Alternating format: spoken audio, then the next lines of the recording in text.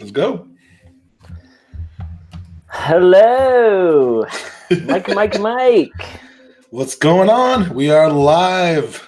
We are. These are our mouths moving in real time. Actually, that's not new.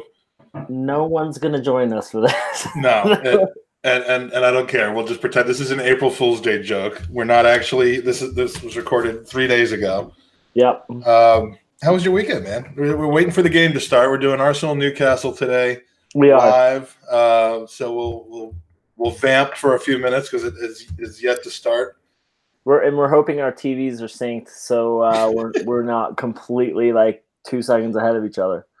This is gonna be a shit show, but most of our shows are shit. Yeah. How was your weekend? Yeah, it was all right. Now I had friends in town for spring breaks. Just relaxed. Kids played. Yeah. How about you? No massages? What kind of services and treatments did you receive this weekend? Oh, I see where you're going with this. None. So, Mike, what did you do this weekend? I don't know. I had, I slept all day on Saturday while my body was being manipulated in various positions. I mean, kind of a typical weekend for me. But a little nice spa weekend in Amelia Island, Florida. Beautiful. You should go there. We are breaking ducks today with our first live YouTube game watch. We did this a couple of years ago, not exactly the same way. We did it for an Emirates Cup game, I think against Sevilla, and it was okay. It was audio only, and because Andy doesn't wake up until 11 a.m. on any given day, we had to do it on tape delay, and I had to act like I hadn't accidentally seen the score before the game. It was pretty clear, though, that I had. Yeah, it really was. It really was. And hopefully, Mike, we've just kicked off together for this particular match. Yeah, we are in the 11th second of the game right now, watching Arsenal and Newcastle live. Hopefully, this will not be a drab 0-0 draw. No, because there's a lot on the line today, Mike. We could jump into third place. Oh, man. Third place. Is huge. At this point in the season, with it all to play for. It's a little bit much to expect that we would have ever gotten here at this point, but we're here. Emery is he's getting the job done, and it's all for the taking. It's in our hands. We control our own destiny. We do. And so if you're watching and you want to have that true togetherness situation, just make sure that I'll give you a timeline. We're just about to hit the 1 minute mark, and pause your television so that you don't jump out ahead of us. But we are at 58:59, 1 minute. So before the game gets too interesting, I want to just bring up the first game back from the March interval is always a special game for me, for Arsenal fans. It was the first time I attended the Emirates back in 2013 in a 4-1 win against Reading, and I came to realize that day that it was David Rocastle Day. And yesterday, as most people have seen on Twitter, was the 18th anniversary of his death. Just a somber but uplifting day for the club. And I mean, hopefully they put in the performance they always put in this game, because David Rocastle, I mean, I've been waxing poetic about him forever, but he's a professional footballer for professional footballers to admire. And, his talent, if you're lucky enough to see videos or in person of him, speaks for itself. But just in the last couple of years, talking to some of the people we've talked to that played with him, that knew him personally, I mean, is more influential off the pitch than on. So, this is the game. I hope in the 7th minute, which is coming up in just a bit, they'll do the trademark Rocky Rocastle song. But, just this show's for you, Rocky. It's really going to honor your memory by doing a Gooners podcast in your name. But so our lineup today, Andy, some names not in there that normally are due to suspension, injury. Yeah. Warrings. What do you, we got Rambo and Captain Rambo in there. I've stopped having an opinion about that, because every time I think he shouldn't get something or shouldn't do something, or he proves me wrong. So, I have an opinion. What do you think about the 11? As far as Ramsey as the captain, I mean, at the end of the day, it's what the locker room, how they see Ramsey. It's not how we see or what we think he's deserving of or whatever. So if the 18 men in the squad respect him and listen to his voice, that's what matters at the end of the day. So I have no problems with him taking the armband. we've seen a consummate professional, and we've talked about that a couple times. So, more power to him. If he keeps this up, he just does more to help himself leave the club in a greater light. And if it's what helps us win the game, Mike, so be it. Yeah. I mean, we need these wins. So at this point, earlier in the season, I didn't expect to be in this position. I said, we need to play with an eye towards next year, and how the team gels together or doesn't gel together. And, you don't want to belabor that or postpone it for months because you were doing what we did with Chambo a couple of years ago when we sold him. It just doesn't help the team move forward. But now you have to look at it as 90 minutes at a time. Yeah. And every 90 minutes, you got to put out your best players to win on the day. Absolutely, you do. And I think that we're seeing that, although Ramsey's first couple touches have been atrocious. But other than that, if Mike, we say it will happen, it will not happen. That's right. It's nice to see that we have a squad now where when we are losing Lucas Torreira because of an injury, a suspension, that we can put a player in the position where we don't think immediately, oh God, we're lacking, right? And there goes Ramsey injuring and limping off. yeah. He's gonna last 6 minutes in this game, get 2 own goals, and come off injured. I mean, no Xhaka and Torreira in the middle, so we got Guendouzi and Rambo. You kind of figure, even if against a team that's lacking in quality like Newcastle, that the game's going to be won or lost in the midfield with through balls like that from Iwobi. And we never come back from international breaks ready to play. So let's hope that we have a better performance today than we usually do, because honestly, we're usually dog shit. Come on, man! This is a professional show. No, that's just to remind me of that's a reminder for the Newcastle chant. Oh, but it went off a minute early, so yeah, you're absolutely right. Is anyone on the bench? Is anyone with us in the chat room? No. My computer's broken. I'm not even sure we're on the air right now. Yeah, we got Sebi in the chat. We got my computer screen frozen, so I can't tell anybody else. Yeah, we got Dean's in here, Arsenal Gunners, James, Mr. Lossless is here, Danny the GFP's loving some big butts, he says.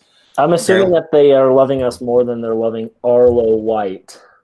The Spurs White. I don't think Danny has to listen to him, but the others are in a position where is he calling the game today? You kind of assume he would, considering it's the only one. But yeah. Hey, Danny, how's your flute playing going? Funny when friends no longer become friends. But yeah, Danny does like big butts. Apparently, Dean's stream is 15 seconds ahead, while James hasn't begun yet. So we're not supposed to spoil anything for him. All right, so Dean holds a lot of power right now. Who does? I said Dean holds a lot of power if he's 15 seconds ahead of us. Oh yeah. Well, we trust you won't ruin the show. That's our job. We need to ruin the show. All right. So since there's not a ton going on in the game, Mr. MLS has just gone down with an injury. And Mike, let's just say that we're not doing play-by-play color analysis here. No. It's going to be us talking over the game. No, because we don't want to get arrested for copyright violation by doing that. Well, I don't think that's copyright because they can't see what we're seeing, but we don't want to take away from other people's jobs, because if someone hears us do color by color, then we are essentially color by color. What is color by color? We're going to get play by play, but with like markers. Yeah. Color by color. Rob, we'll get to that. Yeah, we'll get to that in just a second. We will get to that. I've already told you in the private off-air chat what it was like and what he smelled like. And maybe I can get that back in because it was a glorious day. Yeah, so let's get to that. Let's talk about we'll kind of go systematically through this U.S. tour that's happening. Like you said, we've known about it since before the last U.S. tour.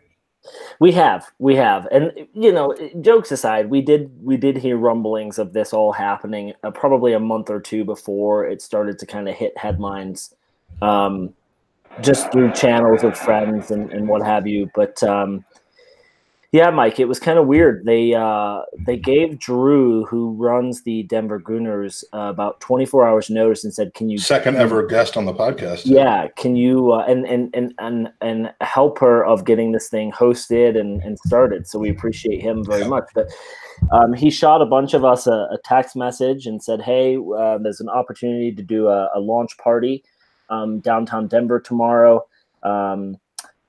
We need some Gooners there." And the response wasn't great because it was obviously short notice and people were working. So then he put it out on Facebook and Twitter, and we had probably about 15 Gooners there. But I got there first with a group of friends, and Richard Fleming, who is the play-by-play announcer for the Colorado Rapids, and he did some work years ago with Arsenal TV, came over and introduced himself, and we were chatting, and he just said to me, "Perez is showing up." Like from one member of the media to another, he just you had that look on your face. I do, and so I was the first person there in Arsenal kit with a friend of mine, and so he came over and we were chatting, and he said, the day before. Yeah, he said Perez is showing up, and I said to him, I said, this seems so strange and such short notice. And he goes, "We literally put this together in a week." And it just goes to show, Mike, that they did this huge announcement, but Arsenal announced it earlier. I know I mean, we were hearing about this reveal thing because it's not part of the International Champions Cup. It's not. So it wasn't announced with all the other games, but everyone kind of knew it was happening, except it hadn't been announced yet. And you have this live reveal party, and the news comes out on the official Arsenal website like 4 or 5 hours earlier. Yeah, and honestly, I think it was more for the Rapids. Even though Perez was there to give the Arsenal perspective, and it was very brief, it was more for the Rapids that they did this. So I can see why Arsenal announced it because, with the time difference and all that with it. But it was pretty neat. It was a cool event. And so he shows up about 15 minutes before it starts. A bunch of people grab some photos with him. And then, they shuffled him away. And then he came back out. And it was funny because Krista, who was a friend of ours, she had to go back to work. And she's like, "Hey, I'm too afraid to go ask him for a photo," because he was standing just kind of by himself waiting to get ushered to something else. And so I walked over and just said, "Hey, Bobby, can I get a picture?" He said, "Absolutely." And then it was like, "What's up?" Yeah. And then it was like floodgates opened. And what was really cool, Mike, is someone on the PR team or his team came over to him and said, "Hey, we need to get to the media." And he turned and just said, "No, these guys first, fans first." And again, there were only 15. We are the media. Yeah, 15, 20 of us. And so nice. Everyone got a photo except for Joey Murphy. However, Joey Murphy did want to get a video of me asking him to come on our podcast, knowing that he would say no. And you wussed out of that shit. I did wuss out because I didn't want to put myself or him into an awkward situation of him having to say no. It was the one time you had an opportunity to book someone for our podcast and you fucking you bailed on it. No, that's not fair. I did book someone, and we'll talk about him in a little That's true, bit. actually. Yeah, you got someone almost, and we'll say, because now, of course, he's going to be watching all the time, better than Bobby Perez to come on the podcast. Yeah. I don't think he would mind us putting that kind of pressure on him. Yeah.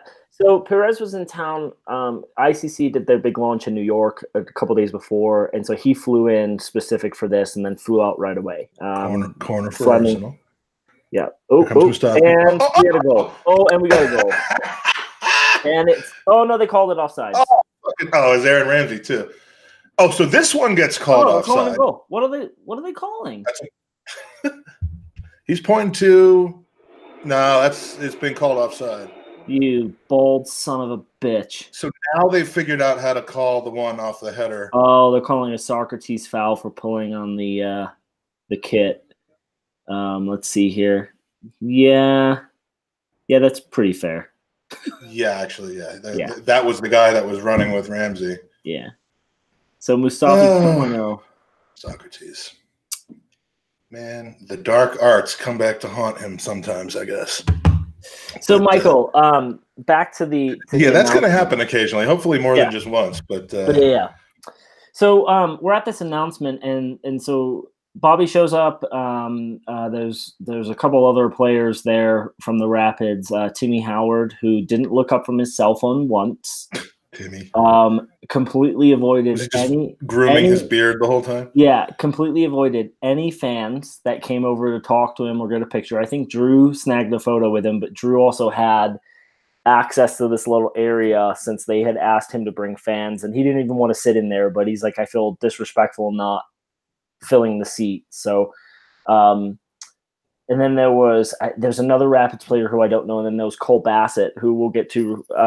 Let's just talk about him because he is a 17-year-old. Have you heard of him, Mike? Not until this weekend. So Cole is 17. He is a Colorado Rapids player, lifelong Gooner too, which was pretty cool. And so he was like equally freaking out to meet Bobby as well, and me. But no, it was funny because he is a friend of a friend here in Colorado. So I went over to him and just, introduced myself and said, hey, I know X, Y, and Z. And he was like, oh yeah, they're family friends of ours. And we started chatting, and I just started asking him a little bit about his career, and he agreed to come on the pod. We just need to go through the Colorado Rapids channels. But anyway, he played for the youth club that I coached at, and he is on the, believe the under-23 national team. Are we allowed to have people under 18 on the podcast? Yeah, right. Starts regularly for the Rapids, and his ultimate goal is to hopefully get some time with the Arsenal under-23s, which I think is a big possibility for him. They'll do some sort of training, or you just mean in general, or over the summer? No. It's going to be like an actual thing, and he'll walk us through it, I'm sure, when he's on, because he's like, I can definitely share this, but he can't leave the U.S. until he's 18. Freiburg would love to take him. So there's a lot of options for the kid, but he's a Gooner, and so he wants to go with the Arsenal. But so you're saying the MLS is a feeder league, then, is what you're going with? Well, it sounds like if anything does happen, it would be where the Rapids would send him on loan and then hope to cash in on him, because I did some research on the kid, and there was an article about the next hope for U.S. soccer, and he was one of the teenagers listed on this little short list. So I don't know, man. He was a pretty cool kid to talk to. At 17, he seems like he's got the right head on his shoulders, so.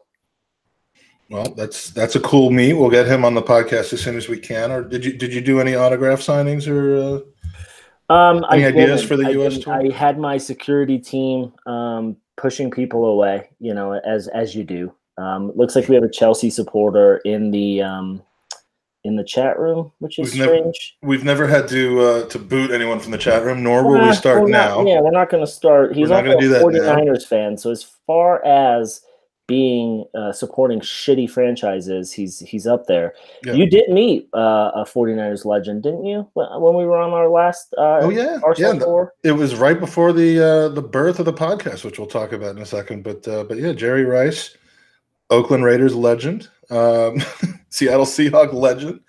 No, we met. Well, I actually didn't meet him. That's when I wussed out.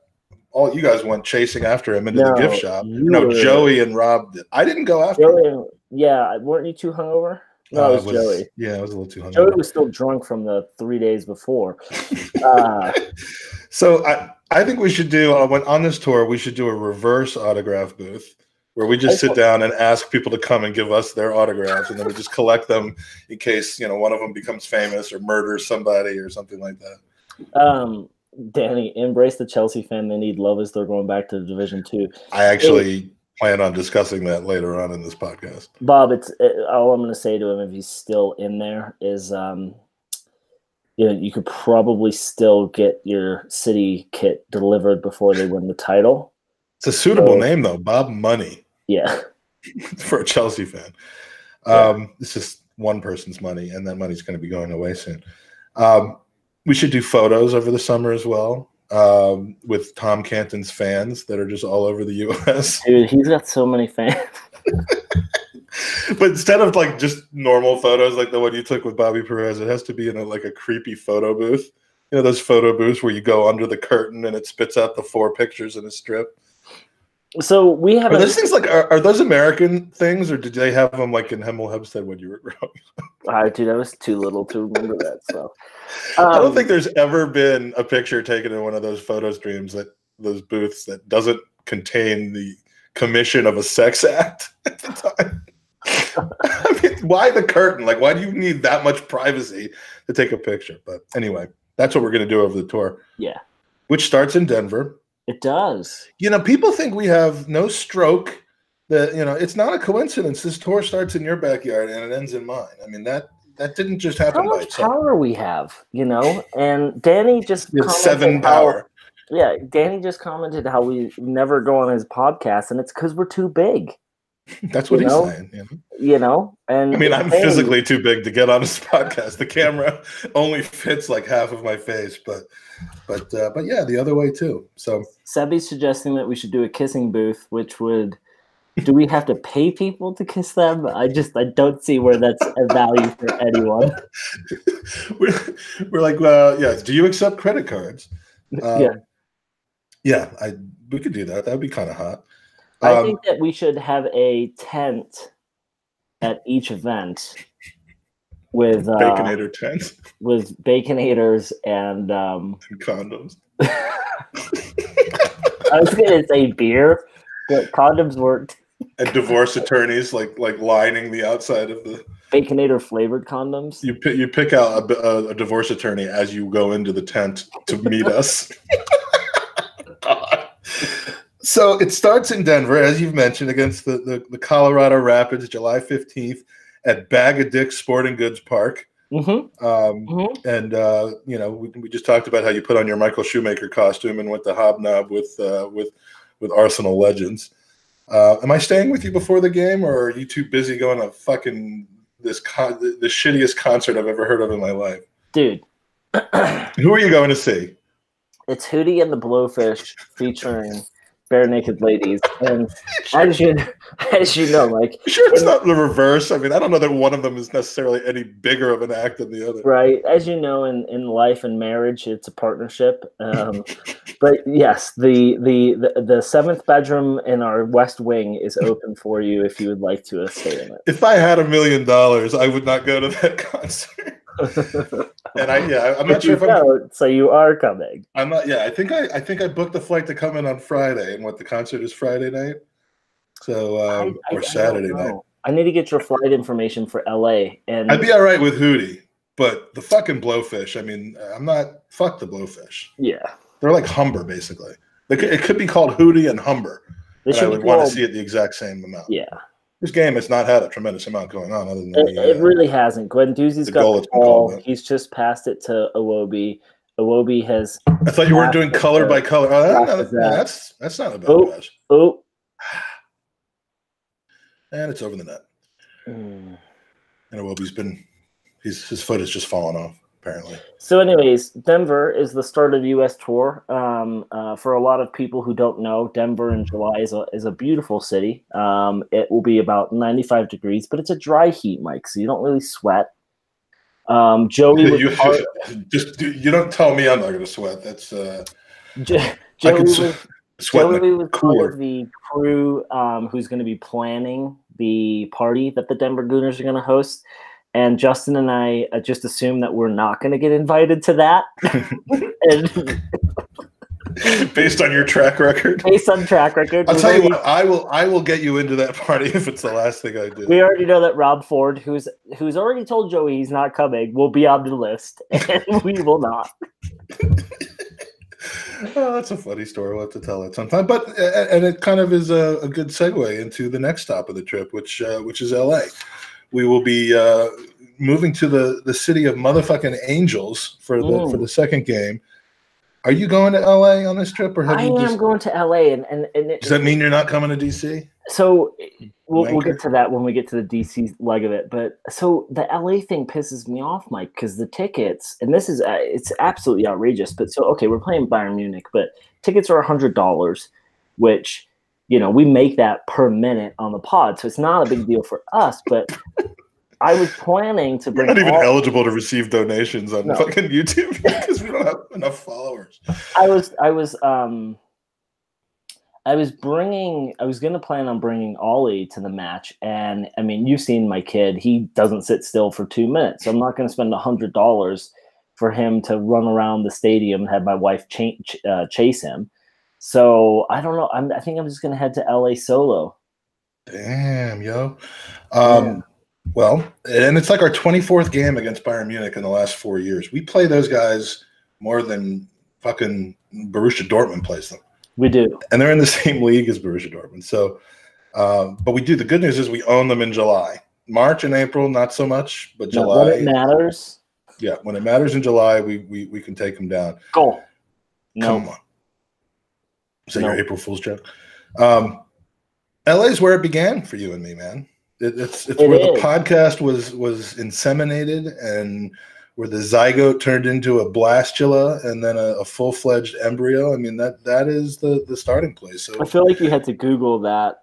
I knew some of them, but I didn't remember what order. I don't know the name. So yeah, the order is just. I was thinking blastula, and then and I'm like, well, I don't want to get this biologically wrong, so. Shortchanged Monreal, who saved his butthole. Shortchanged him. All right, I have a feeling something's going to happen here, so let me take a break. Get that pass off. No, you know what happened? Newcastle defended it. We were not expecting that to happen. So it does seem Guendouzi's kind of in the Xhaka role. He's almost the quarterback, if you will. And if you won't, I don't blame you. Newcastle claiming something. Yeah. You know, I did about 4 or 5 minutes ago show a replay of the arm pull. And while it did kind of put him off a little bit, dude made a meal of it. He did make a meal. And, you know, I don't know. I got distracted for a second when you were telling the story about your contact at the Rapids, because I got a text from my West Ham friend who has no dog in this fight, and he couldn't believe that was called as a foul. So yeah, you got hooked. From my short time knowing a bunch of West Ham fans, they don't really get football. So your short time. You sound like as long as you've known your father. You sound like a Sea Chicken fan and a Trash Raider fan. LOL. The fuck does that mean? Sea Chicken fan. What's a sea chicken? I'm sure we'll find out in a second. A dolphin? Danny's the Dolphin fan. Yeah, I was about to say Danny's a Dolphins fan. All right, so from LA, Bayern Munich, Charlotte. That's a haul from LA to Charlotte. Yeah. The Charlotte Roma. one doesn't make sense to me. Yeah. I mean, I'm looking forward to it because it's not far from home. There's a good Gooner group down in. There's a number of them down in North and South Carolina. So, but yeah, that one. It's the teams who don't have Monchi Derby, against Roma, where there's a moment of silence before the game where everyone just farts and spits and shits on the ground out of respect for Monchi, and then it's coming home. Football, Arsenal specifically, coming to my home, Washington, D.C., July 23rd, for a match. I mean, it's going to be amazing. Arsenal with Ozil, Aubameyang, Lacazette, Umtiti, and Jan Mavila, going up against Harry Kane, Eden Hazard, Mbappe, David De Gea, and Zinedine Zidane for Real Madrid. Yeah. I mean, that team's going to be completely different than it is right now, Madrid. But I have a feeling both teams are going to be completely different. Well, make sure you guys come to that one. That's Mustafi slide challenge number 2. Both times didn't receive the ball. I see he learned a lot in Dubai or wherever the fuck they were. That did not work out for him. So, yeah, it's going to be 8 days, 4 cities, parties, fan events, nudity. I mean, it's just going to be outstanding. Yes, it's going to be a lot of fun. Thank you, Danny. Danny has now logged in from a second account so that we can increase our viewership by 20%. and 50% based on size. We were tempted to not even do this live on YouTube, weren't we? And then we were like, yeah, let's just do it anyway because it's easier for us to upload. Literally, the moment the game ends, I got stuff to do, which I'll get to in a minute because it's very, very exciting. and then won't be free again for the rest of the week. So I'm like, we either don't do a pod or we do this live shit. Yeah. And we're doing this live shit. So speaking of what is more important, not more important, sorry, that's different, more exciting than an Arsenal 4-game summer tour, it's Rob Ford and I going on Monday Night Raw tonight with our signs. Oh, that's right. Yeah. Tonight is the night. And if you want to watch a couple of Gooners acting like jackasses on national television, which I know you do, you have 3 hours of fun and entertainment going on tonight. How many signs do you have? I believe, including the Arsenal crest, we have 4 for this one, maybe 5. Okay, I've seen one of them. Yeah, well, I mean, the Arsenal crest is a staple, but then the other ones, let's just say people may be seeing some of Joey Murphy and another special guest on a. Why isn't Jacob going with you? He's actually got a game tonight. Oh, okay. So his team comes first, and then sweaty men rolling around, oiled up, like you like to say. But tonight from 8 o'clock Eastern, come on, get it. Oh, that's in. We got a Ramsey goal. Ramsey again. Oh God, this guy loves Arsenal. I'm sorry, Rambo, for the things I've said. I still don't think that that the money you're asking for was appropriate, but I will miss you. I will. Through ball from Guendouzi. We had a man in offside position, but he wasn't anywhere involved, and just dinks it off the post. What a finish! Started the move and he finished it. Got very lucky there with a ping pong deflection off of 2 Newcastle. You make your own luck, dude. You do make your own luck. Rambo knew where to go. He started the move with a little no look pass, dink off of his foot, and then like instead of like my son where he stands there and watches the rest of the play, he actually pushed forward, and good for him, man, Captain Rambo. So we got 30th minute, 1-0. He's available over the summer for £90 million. Right. From Juventus. He's surplus to requirements there, and he's a little unsettled. So we can get him. So yeah, we'll be on Raw. Twitter goes crazy. It's always fun. People getting bent out of shape. Get that fucking crest off of Monday Night Raw, you wankers. I want no Arsenal. I want to see the guys in spandex dry humping each other. I love how much you hate wrestling. Oh, come on. All right, now this is not good. Leno with a save by his near post. Rondon's a good player. I feel like Socrates could have done more with that. Is that it was Socrates. Socrates. Socrates. He basically just fell over like a little bitch. Yeah, he's not been covering himself in glory in this game so far. No. I'm done, man. I remember him that first Copa America I watched like 8 or 9 years ago when it wasn't even on in English in the States. Like you had to watch it on the Spanish channel. And I just remember this guy going, Rondon, Rondon, Rondon! And he was just fucking cleaning up for, what was it, Venezuela that he plays for? He plays for that because he's from there, apparently. Danny's asking you how much the WWF tickets were. Priceless. These tickets, right on the entrance ramp, were somewhere between $100,000 and $100,000. How do you even get any more specific than that? How do you even get those tickets, Mike? Because I'm assuming because then you're going to start traveling to all the different cities and taking the tickets instead of me. No. But so like, do you get to choose where you sit, or is it like Ticketmaster where they just give you 2 tickets, or are you some real nerd who has like a WWF seating chart membership? No, membership. No, the way it works is when you're at an event, they'll usually give the people at the event a heads up as to when the next event is, and there's a pre-sale that starts like 11 o'clock that night. And so yeah, I'm standing there at the last event that I was at with Jake. Tickets go on sale just for people inside the arena, and I know where the aisle seats are right on the entrance ramp, so I just keep hitting refresh until 2 of them pop up. Bingo bango, there we are. I'll be with Rob Ford tonight. We're going to act a fool. Watch it early, though, because by 9 o'clock we may have been kicked out of the arena for just being stupid asses.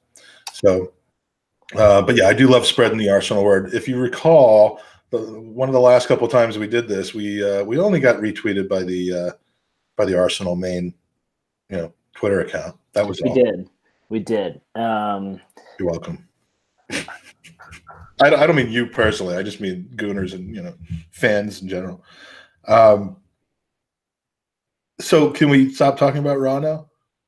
I didn't want to start talking about it. You brought it up.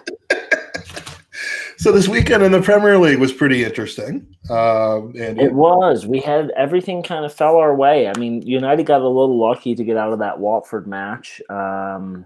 Chelsea also, with the assistance of the referees and them not knowing what the offside rule is. Cardiff could look back at that last 5 minutes of that game plus injury time and could be relegated as a result. Yeah. I mean, it's kind of their fault they're in the position in the first place, but that could cost them £100 million. And, I'm more annoyed that those 2 points that Chelsea gained could impact us. But, it is, though, as Goonerholic mentioned on Twitter, the kind of reset my opinion on this. It's hard to really feel too bad for Cardiff when they're trying to squirrel out of the transfer fee for the guy that died on the airplane. I mean, they still haven't paid the fee that they're supposed to pay for that. So while they're screwing the nonce out of the transfer fee, it's kind of hard to be upset when they have bad karma happen. But Neil Warnock, man, he's a piece of work. Yeah. You see his little, the opposite of what Pochettino did with Mike Dean. He just stood there 15 feet away and just gave the death glare. Well, and at the end of the day, Mike, like you said, I mean, it is what it is. They're doomed. That you can't screw over a club like that. But hey, looking at so assuming we get 3 points from this match, okay, let's look at Spurs and United's fixtures to end the season. So Spurs have Palace. Then they go to City for Champions League, Huddersfield, City Champions League, City in the league. Then they round out their season with Brighton, West Ham, which is a massive derby for them, Bournemouth and Everton. So they don't have, there's points there that can be dropped. And those, assuming they get past City, you're going to add more Champions League fixtures, right? And then if we go to United, they play Wolves next. City. Huh? Assuming they get past City in the Champions League? Assuming they get past City, which, they're not going to, but then it just adds more to their schedule. I think City destroys their confidence for good. They just I hope so. And then they've got... If you're Tottenham, you've got to go for that match. So you're playing City 3 times in the span of 10 days. But the focus on that, they've got to put everything they have into that Champions League tie, because it's really the only opportunity at anything they have left, and that could end up costing them top 4. It could. It's a very, very, very weird, precarious situation for them, and I love that they're in it and we're not. And I'm going to give them a shout out on here. Gixxer kept saying, "Hey, keep them in the Champions League as long as possible, because it will come back to bite them in the ass," and we're seeing it, Mike. That's not they literally novel comment to say, though. let's not give them too much credit. They're literally playing City 3 times in 11 days. That's going to be absolutely great. And then they've got, Brighton. You could see them smashing them, but then they've got West Ham, who they don't always play well against.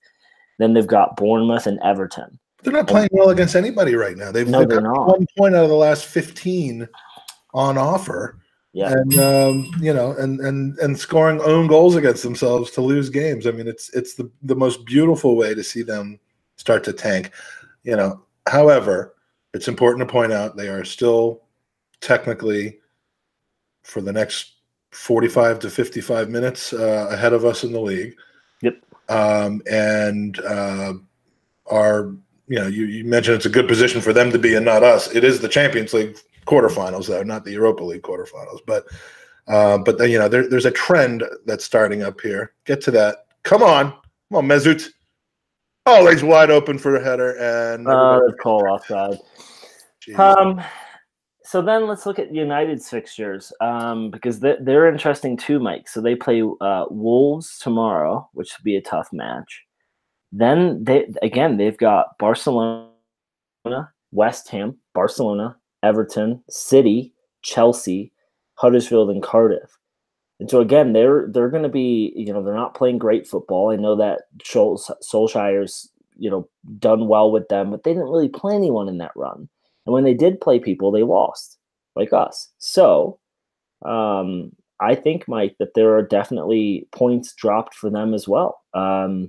You've got that Wolves, Barcelona, West Ham, Barcelona, Everton, then City, then Chelsea. I mean, they've got a really tough next 3 weeks of matches. So we could see ourselves, if we win this, cement ourselves in that top 3. I mean, I never saw this coming for this season, and it is a certain amount of parity between the second through or the third through sixth place teams. Get in there, nice save, but it's more about the fact that there's really not much separating those 4 teams as it is that we're just absolutely killing. But we have done well again, especially at home against the top 6 teams that we've had to do, as we talked about in the last pod. So I mean, that's what happens when you win at home and you don't always lose away. You end up top 4, and that's what we got to do. So, so if we look at Chelsea's fixtures quickly, Mike, they play Brighton Wednesday, then they have the Europa League match, and then it gets interesting for them. I mean, they have Liverpool, West Ham, United, Watford, Leicester, and Burnley. So again, there's teams in there. Like right now, West Ham hold our fate in their hands because they're playing all 3 of the teams around us. And those teams are playing each other. I mean, they're going to be drop points. The Wolves away game is the one I'm worried about the most. Everton is not going to be easy either. But no, I mean, if this team really, they're not going to. If we can solidify and get into third place all by ourselves today with 3 points, knowing what they have ahead of them, I mean, the Everton game becomes the game where, we're either going to make a run at this or we're going to start to doubt ourselves, because that's one of the 2 hardest games we have left. And if we win that, that's when all the other teams start playing against each other and they're going to drop points. So I mean, I think we have the easiest run in. And it's good that we got all those games against our rivals out of the way early on. Huddersfield is down already. Tied for the earliest anybody's ever actually got relegated. That's just they could not score this season at all, despite having Jason Punchin on the team. They're going to end up possibly with the fewest goals ever scored in a Premier League campaign, which I think right now is 20 for Derby. And they've got like 15 or 16 or something like that right now, and they can't do it.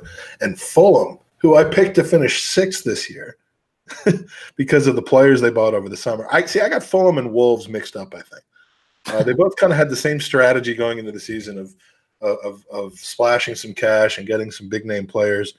Wolves pulled it off. Fulham did not.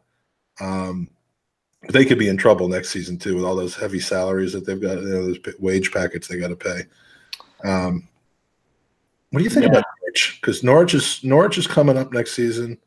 It looks like Leeds might be coming up. Do you like Norwich in the Premier League or? Yeah, they're always that was a terrible pass by Kolasinac in 18. They're a good side. I mean, they always, I think, they always have a short run when they're up. It'd be nice to see them back in the league. They're just kind of a fun team. I mean, they're not really a threat. I mean, heck, we don't always beat them. I remember a couple of occasions where we lost to them, but and it seems like, I mean, I don't know much about East Anglia, but it seems like a pretty interesting place to travel to if it's the right time of year. Have you been out to that area much? I was born in that area, Michael. I thought you were born in Hemel Hempstead. No.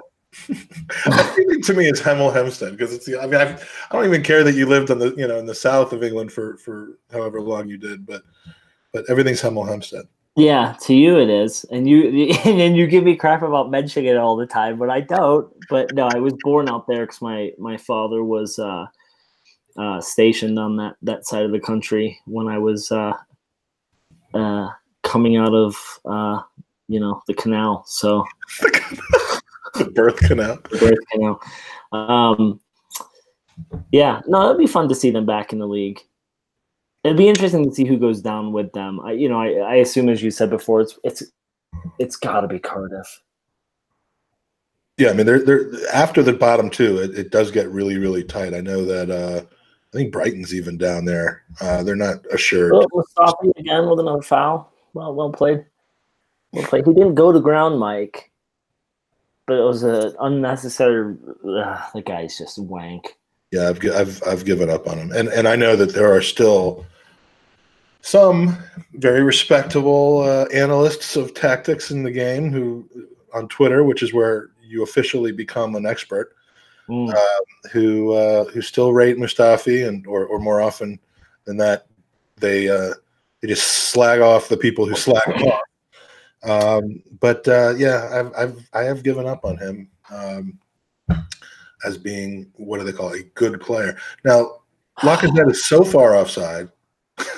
Well, we're in the last 2 minutes of the half, which you know what that means. Newcastle are about to score.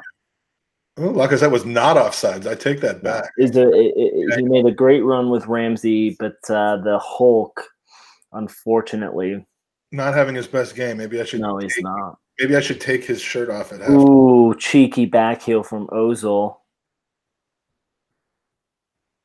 Here we go. We got to build up here. Unfortunately, it's with Kalashnikov again, who just passed. Someone needs to tell him that we're not playing in black and white. Damn, not the Hulk's best game so far. No, this has not been good. But he needs to receive the ball a little further up so that all he has to do is cross it rather than actually like passing it into the middle when he's not in the 18. He needs to be basically within 2 feet of the byline in order to receive a pass, because he's not looking good dribbling it today, which is all the big analysts call it.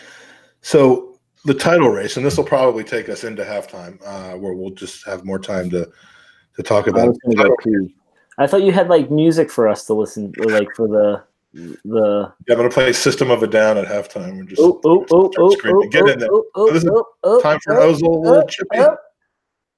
And that's a Lacazette. Oh, that was cleared off the line. Cleared off the line by, was that Matt Ritchie? It looks like it's Ritchie. Yep, it's Ritchie. I got confirmation it was Ritchie. So we have a beautiful build-up play from Rambo, who sneaks it into Ozil. Ozil with the back pass to Kalashnikov, who then passes to passes it behind Lacazette. Lacazette with a beautiful turn and volley, and that was sweet. Cleared off the line by, I can't tell if the keeper or if Ritchie touched it. One of those two got onto it, and Ritchie headed it from basically. It was a beautiful. It would have been a beautiful goal with us on the attack, which no one likes. Yeah, and then they call a why, when we're on the verge of halftime, do we take a short corner knowing that the refs are likely going to blow the whistle? Just put it in the fucking box. It was pretty poor decision making. Jesus. You give we give the ref too much credit. I'm interested to see what the guys in the studio say about that arm pull, because I mean, the letter of the law, yeah. I mean, he impeded him. Okay, he impeded him, but like, how often do you see worse shit not get called? Yeah. Somebody land on somebody jumping for a free kick in the air, and that doesn't get called. But no. Well, we got one though. So, is this the first game we've led at halftime of? I remember how far into the season we got before that had actually happened. Yeah. Well, and we're still reminded of it to this day. So, City or Liverpool? Who's your money on? Who do you want to win? It's obviously just going to be one of the teams. My money is on City, and I really want City to win it. I can't stand Liverpool or any of their fucking inbred fan base.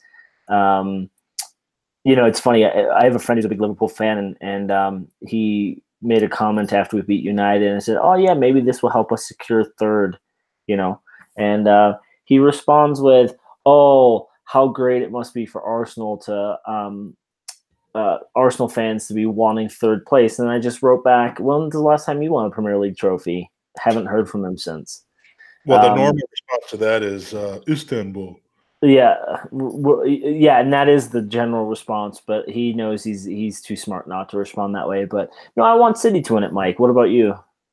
Same. It's having City win it is almost like neutral. It's almost it's like the league was canceled that year, and the two. I mean, I can't handle Liverpool winning it. You always want those decades long streaks of barrenness and coldness to a rival. You never want them to end. Like Liverpool and Spurs, literally anybody. I could take Chelsea. I could even take United winning the league before one of those two teams do.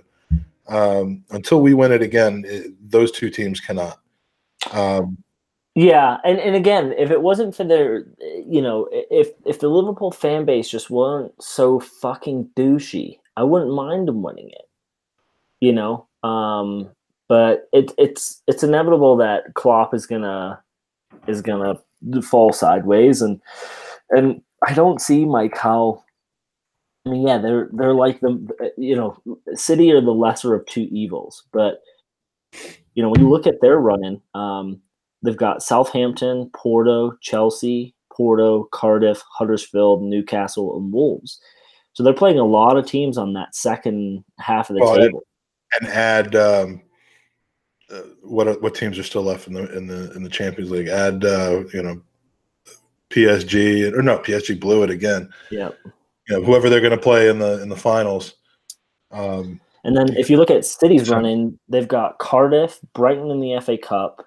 Then they got Tottenham, Palace, Tottenham, United, Burnley, Leicester, and Brighton.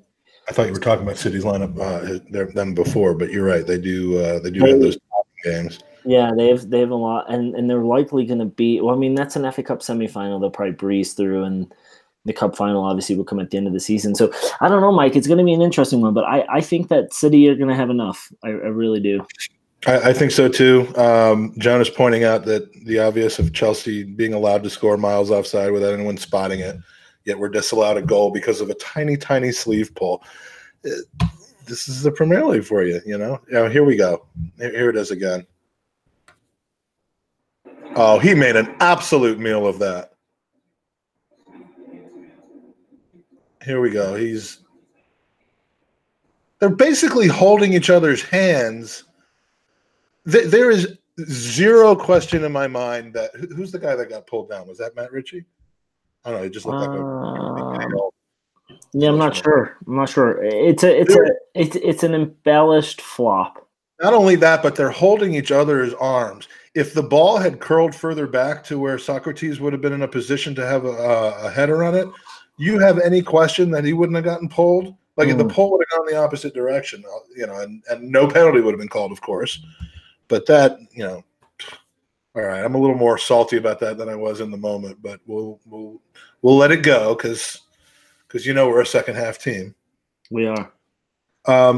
When the Premier League finally convicts Man City of cheating on financial fair play, is it like college sports where they just vacate the championship? They retroactively take the championship away, and if that is the case, does Liverpool then get it, or just nobody get it? Because that's my only concern with Liverpool finishing second. Yeah, I don't know, Mike. The financial fair play thing is weird.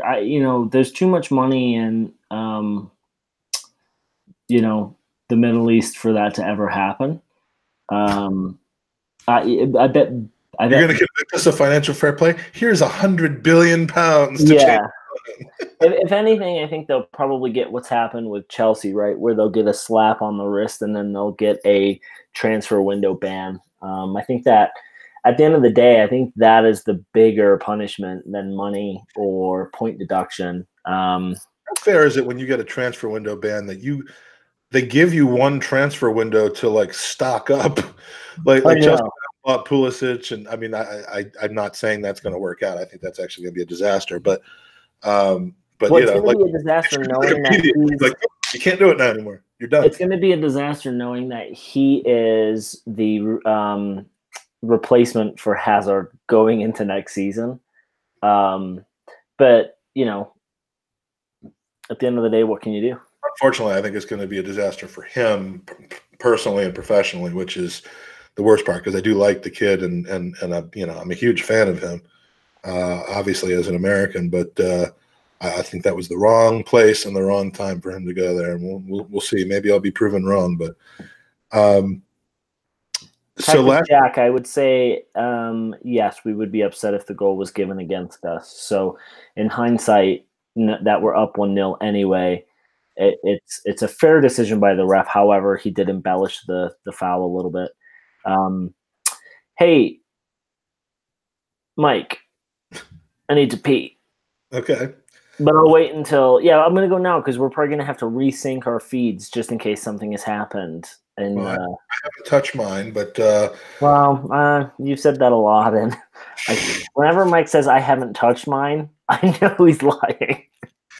All right, I'm going to ask a user question while you're gone, and we're going to go to the users in the chat room to answer it. Okay.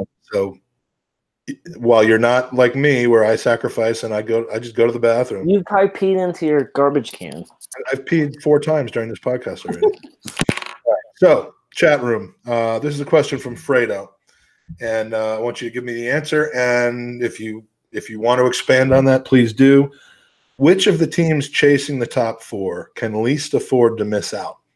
So we've got, presumably we're talking about us, Spurs, as they show the cost of their new stadium, $1.1 billion, Chelsea and Manchester United.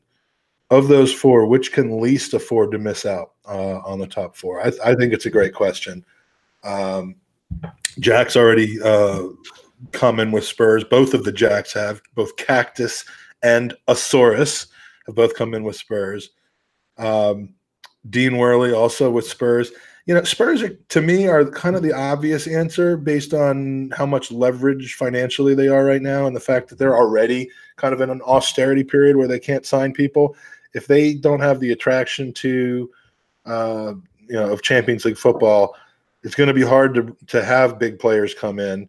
It's going to be hard to maintain maybe the 3 or 4 names that they have on their squad already that kind of demand having Champions League football. So they're in a very precarious position, but I look at Chelsea right now as a team on the brink. Just the number of times they've cycled through managers in the last couple of years. The fact that they bounce back and forth from champions to 6th place, there's no consistency there. And in all the research I was doing over the winter about financial fair play and all that, they're at $1.1 billion in debt to Abramovich. And if he has to keep replacing managers and pay for replaced managers after they're gone and deal with a transfer ban, we're talking about Fredo's question, Andy, about which of the teams in the top 4 can least afford to miss out. Spurs are the obvious answer, but to me, Chelsea, if they miss out on the Champions League 1 or 2 more times, including this season, I can see Abramovich starting to make rumblings about I'm not throwing any more money into this club anymore, and ultimately maybe just bailing out and letting the club rot. I know he's a fan of the club. He's not just in it for the money, clearly, but I don't think this Abramovich thing is going to last much longer. And when it's over, that team is fucked. See, I don't think that's the case, Mike. I see him lasting because that's the last hope for him with Western civilization, because he's like just completely fucked himself, humanitarianism and all that bullshit.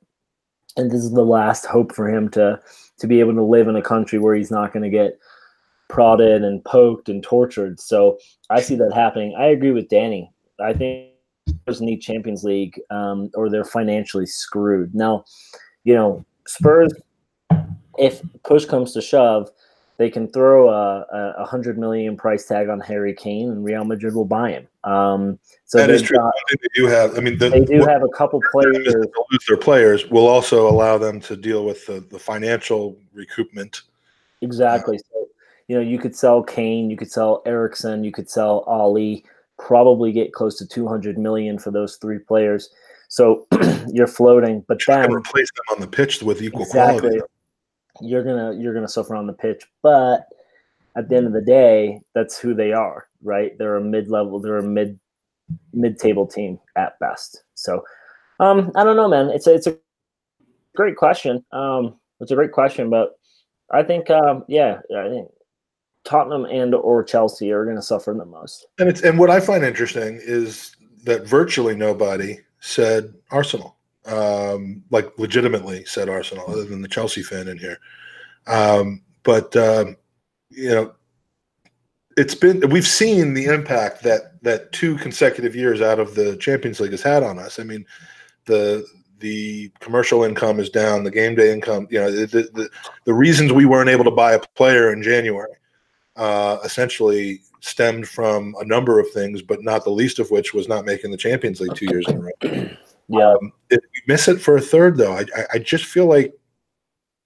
But the other one thing more too, Mike, time, is like, no, the end of I don't think it's the end. I think that's an exaggeration, respectfully. But I do feel like, we carry. No, let's look at Spurs and Chelsea separately, right? When we carry a brand as Arsenal, where when you don't have Champions League, you can go to a Lacazette and Aubameyang and say, "Come to the club, big fan base, lots of money. We can pay you because we have those gate receipts, and we've got that following." So when you're Spurs, like you said, say they sell some of their players, it's going to be very hard for them to attract talent without the Champions League. Chelsea, again, they'll pay their players and they've got that brand name, they've got the history. No diss on the Spurs history thing. I know we make fun of it, but they just don't have it. They don't have that large ability to look overseas and go to a player like a Lacazette, Aubameyang. Without Champions League football, you should come here. Their club is it's like a house of cards too, because I mean they have put some amazing performances up with literally 11 or 12 players who have even remote quality, and to the extent that they've stayed healthy, which became a problem for them about 6 weeks ago, and played at probably their maximum capacity of play. As long as they has kept them where they are right now. And I mean, it's gotten them into the final 8 of the Champions League and for the last few seasons running, top 4 on a regular basis. But the moment any of that breaks down, whether through serious injury or through player defections, which I think is their big threat this summer, I mean, they're going to be left with like Danny Rose as their best players. I mean, like it's going to be that's an exaggeration, but I mean it could get messy there because they're not going to be able to bring players in that are as good as the players that are probably no, and you look at Son, and Mike, excuse me for saying this, but when you have a player of Son's caliber who can change matches, and you have a South Korean fan base, I find it very hard to believe that a PSG, a Barcelona, and a Real Madrid aren't looking at him this summer to say, well, he can play, he will compete, and think of the amount of jerseys that they're going to sell by having that foothold and that footprint in South Korea. So they're in a very weird situation where we could see 1 to 4 players head out the transfer window for them. And how are they going to say no when they have all this debt from that stadium? I mean, that stadium, didn't it go double over the debt total? Yeah, it's like 1.1 million. And I read as the second half's getting ready to start, I read some things that, about the reasons why their financial austerity might not be quite as bad. Tell me when you're seeing the kickoff, Mikey. It just happened. Oh, then pause because I'm just seeing it. Okay. So yeah, I mean, I can't remember exactly what the rationale was, but there were some things about how, and I guess it might have to do with just the inflation of players and the sale prices they're going to get when they do sell their players, but that doesn't really help them on the pitch. No, it doesn't, because how hard is it to buy a striker of Kane's quality? There's only a handful out there. Like Lewandowski or something in order to match it. I hate to say it, but is he? But yeah, but would he go to Tottenham? Can you afford it? I'm not saying he would. I'm just saying that's how hard it would be. There's like 4 people you could buy that probably fit that bill. It sounds like Kerry McCollum might be coming to Denver in July. He says Alabama's hot. Congrats to him on Auburn. You two are going to have a. I love you, Kerry, but I appreciate what Auburn did for one of my pools. But Saturday afternoon, it's war, my friend. Yeah, and not legal either. It's going to be War Cavalier, whatever the fuck that is. So yeah, we did Gooner Madness. The bracket pool we raised, well over $100 for Gooners versus Cancer, which I appreciate. $337 going to one of two people now. There's only two people left that can win the pool. If you're not into college basketball, close your ears for 30 seconds. But Skipper Jay, who's Brandon from Texas, and then some guy I'm not really familiar with him, but he's dominating right now. And if anything other than Michigan State happens, he wins. But I like the fact that people were fine with some of the money going to Gooners versus Cancer. I think it was a good idea to get started, and next year we'll make it even bigger. Yeah, absolutely. Mike, what minute are you in? Count it down for me. 47:07. I'm 5, 6. You're like 3 seconds ahead of me. All right, well, I just took care of that. 12, 13, 14. Nah, we're synced.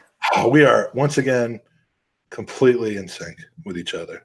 Bye, as one would say. As one would say.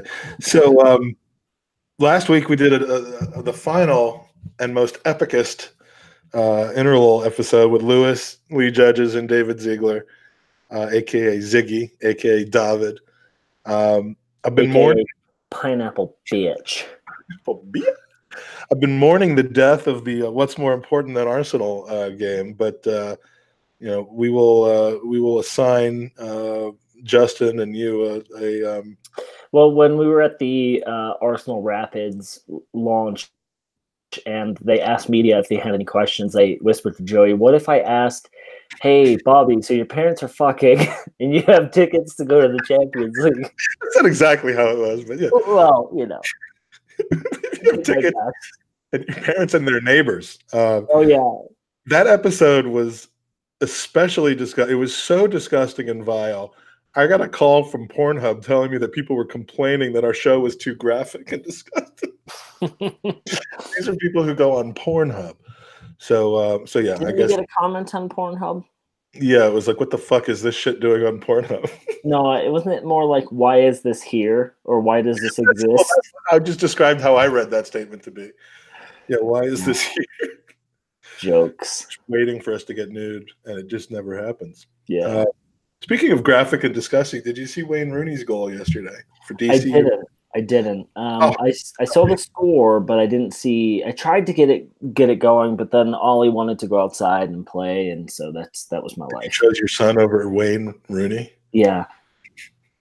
Well, he scored directly off of a free kick that was maybe like 3 feet away from the corner flag, and it wasn't like the keeper just fucked up at it. It was amazing. Remember when you said you would never cheer for Wayne Rooney? I said that I worried that maybe someday I would end up cheering for Wayne Rooney, but that I didn't think it was going to happen. But for the next 6 months, I will cheer for Wayne Rooney. I don't know why his shirt though. I don't know why this Bob Money guy keeps like saying that we're all Seahawks fan. I don't see that. It's a big April Fool's joke. Oh, is it? That move from Kolasinac didn't amount to anything, but it was pretty fancy though. Well, Matt Walker's telling us this is an unbelievable goal, and wasn't he the one that was like 16 seconds ahead? I don't know, but oh no, he's talking about Rooney. Oh, he's the Rooney goal. Wizane, as I like to call him. Don't let him buy your mother. Wazza. Wisniewski. Yeah, it was pretty incredible though. So, Mike, back to the summer tour. What type of events are we going to do? Are we going to do some live pods? Are we going to try to do something? What's the situation?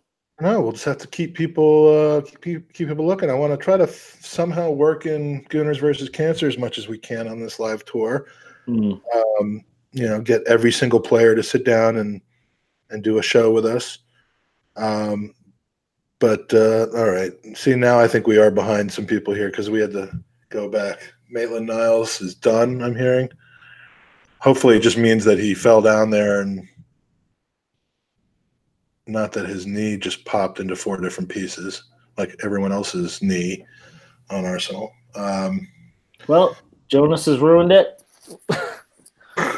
Shoot the messenger. Geez, are we like 95 minutes behind here? What is the final score? Please tell us what the final score is. See, it's weird because my TV has it at 51:20, and my computer, which I just is easier to look at, has it at 51:20 now. So that's 6 seconds behind.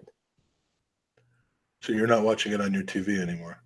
No, because I put it on my computer because it's just easier to read the chat that's spoiling it for us. Yeah. All right. Well, Jenko's coming on, so this game will end up 17-0 to the Arsenal because Jenko is the man. He is. Now, do we stay in a wing-back formation with Jenko? Oh, God, come on, Mainsley. This is going to kill Tom Rosenhammer, seeing Mainsley dragged off like this. Why is that lady in the stands with the blonde hair so animated? What is this new? Why does it look different? Oh, because it's the 360 cam showing Rambo's goal. Yeah, well, that's pretty cool. Complete nothing to do with the stage of the game that we're at right now, but that was pretty cool. Get those flags up so fast. User question: how do they get those flags up so fast? All right.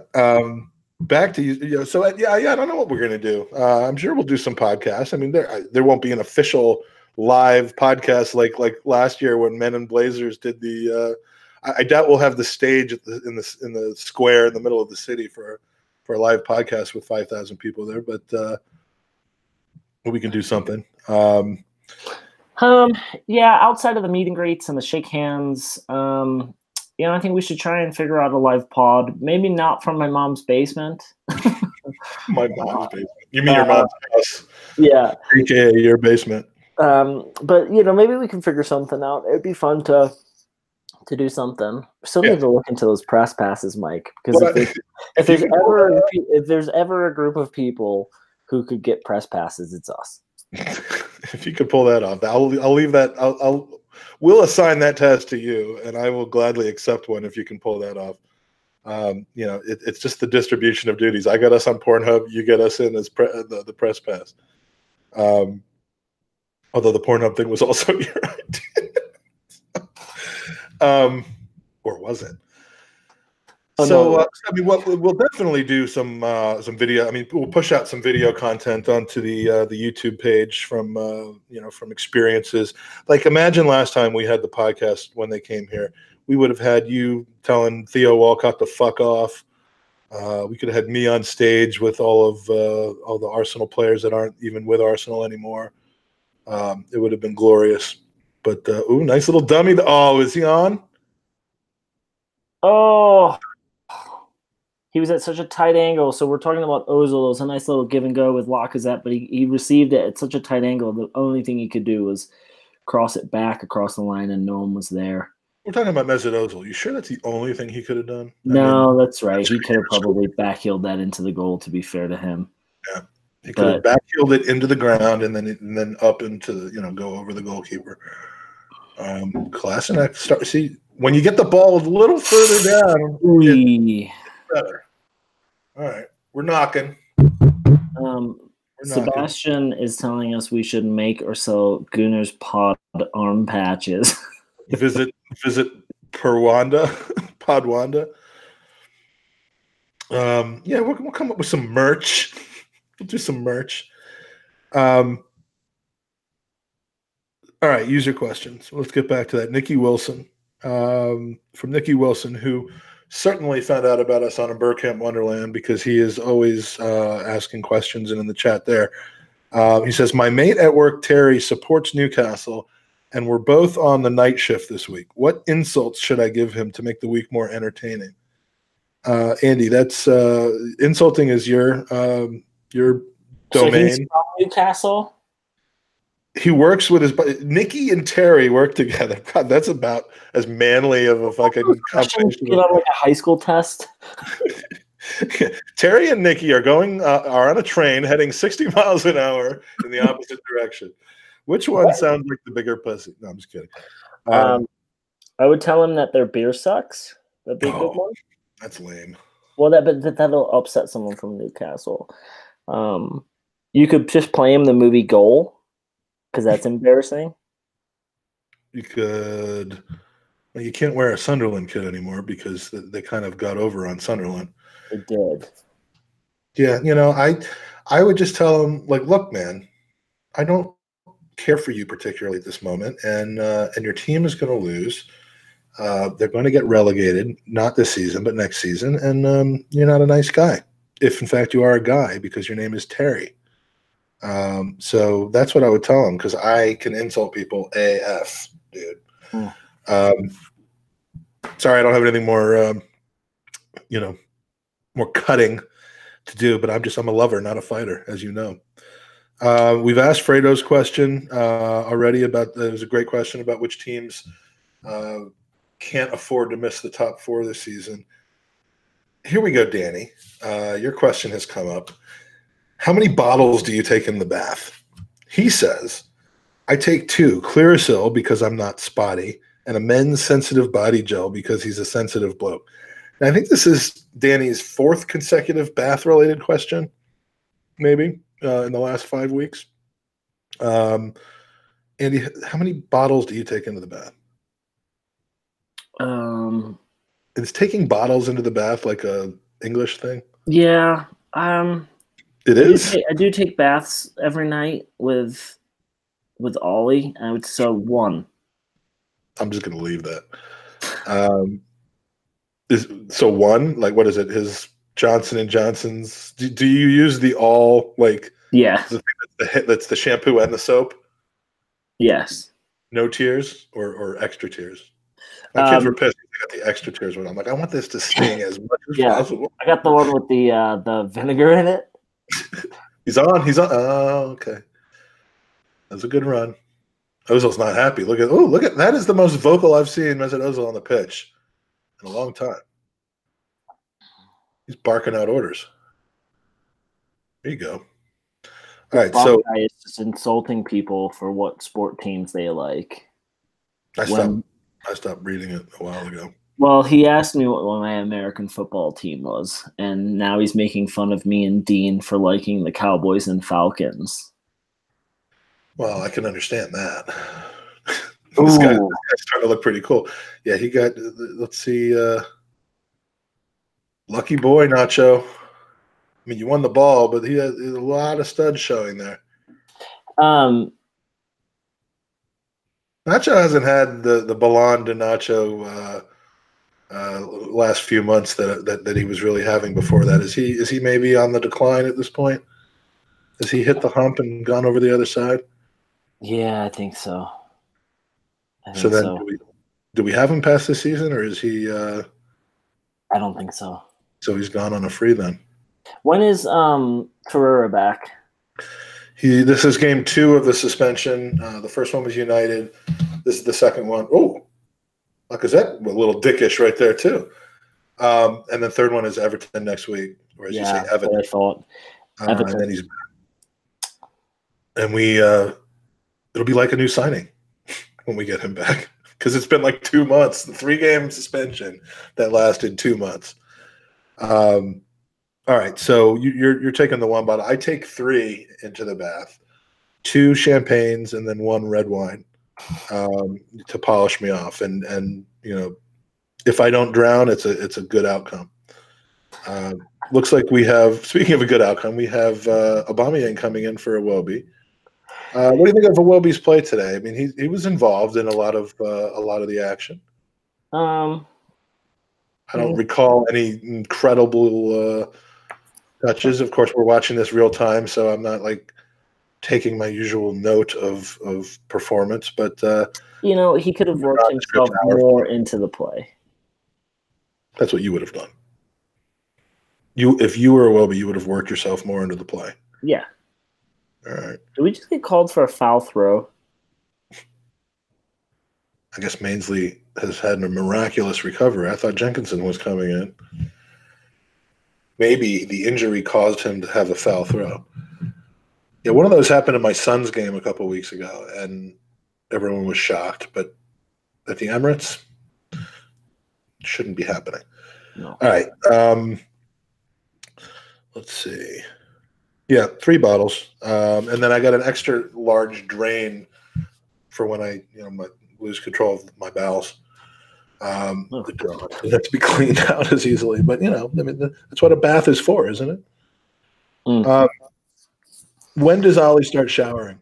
Oh, you know what? We shouldn't be talking about that. I was trying to build off of your comment about the bath, but I'm like, I don't know. You tell me. I'm a first-time parent. I don't know when kids start showering. Let me tell you, the rationale behind that is I'm looking at the number of questions we have left and the content, and it's seeming like it's not enough to last us 30 minutes. So I'm trying to follow up on previous comments, and that was probably not the one to choose. It's funny. Now you do wear a bathing suit though when you take a bath with it, right? No, why would I? It's my son. A bikini, a one piece. Yeah. Or a bikini or a one. I wear some of Chris's bikinis. Please send pictures of that. All right. Next user question from David Ziegler. This is kind of apropos to the Wayne Rooney discussion before. What do you say to people who want to argue with you about being an Arsenal fan by complaining that you should support your local club, whether you're, I guess this is mostly an American thing where, you're at an MLS game wearing an Arsenal jersey and people get in your face about it. But I suppose it could also apply to lower level, clubs, local clubs in various parts of the world.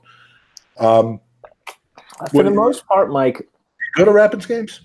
When I can, but I was going to say for the most part, all the people that I know who support Arsenal that are American do support their locals. So Justin's a season ticket holder with the Rapids. I'll get in there. Joey and I have gone to games with him before. I have a feeling there's a handball about to happen because about 15 seconds, Jonas said handball. And all right. So Jonas, give us a break for a second, 10-second grace period because you are ahead of us. Yeah, that does look like a handball. Yep, it's a handball, but we're getting a corner out of it because Dean doesn't want us winning this match. It goes off his hand, but how much he could have done about that. I don't know. Again, all the little decisions are going against us in this game. Yep. So, so for the most part, Mike, I think that most people I know who follow football will support their local MLS team if they've got one. I haven't met anyone who doesn't. Yeah, you. Oh, sorry, Rob Ford. My bad, Rob Ford. Oh, you finally get out of your work meeting. I'm going to have to take all the brunt of your dickishness tonight. Rob, I love you. I'll see you in 2 hours. Hey, Rob, listen back to this pod about how Mike was talking about hanging out with you tonight. You can see how excited I am. We're going to be twins. We're going to be twinning. We're going to be wearing the same kit. We're going to be oiled up, rolling around. Dude, I have a confession to make to you, Mike. You used to watch the WWE. No, you're going to really be mad, but I figure it's best to do this on air. Oh. So you know that, and it's only because you're really asking Ziegler's question. Rob Ford just popped up. You've already kind of mentioned it, so I feel like I'm a little bit out of the clear here.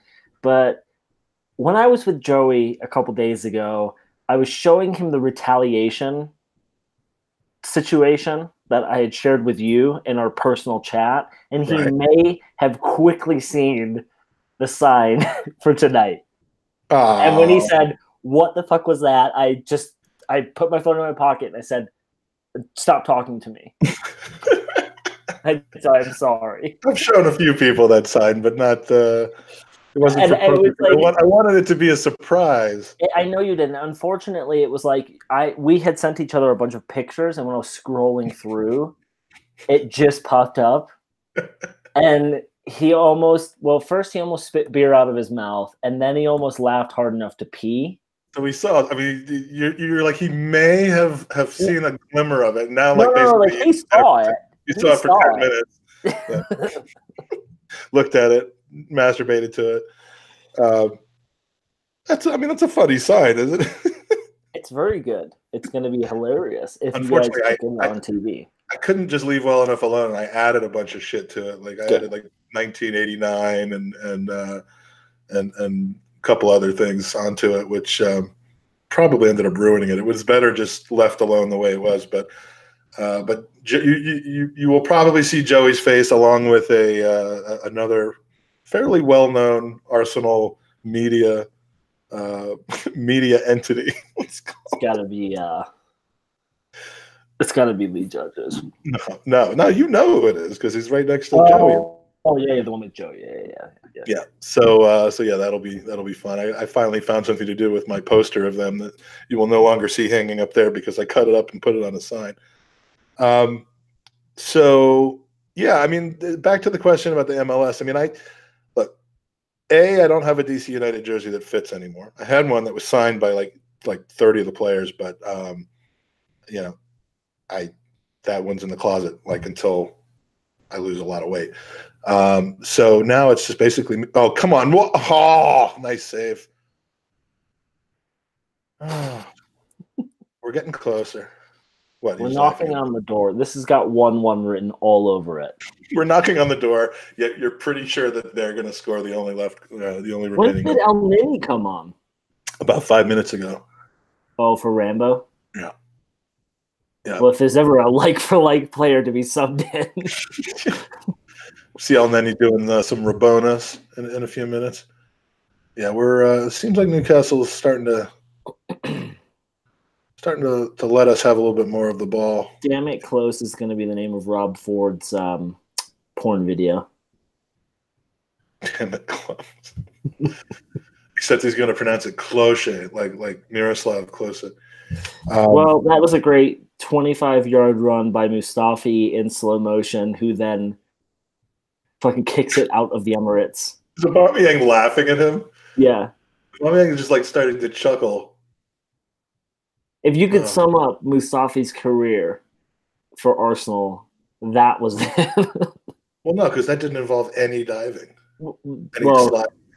True. At least if he's going to do that, you kick it to Rosed so that you have enough time to get back for the inevitable. What is blackgerman.com?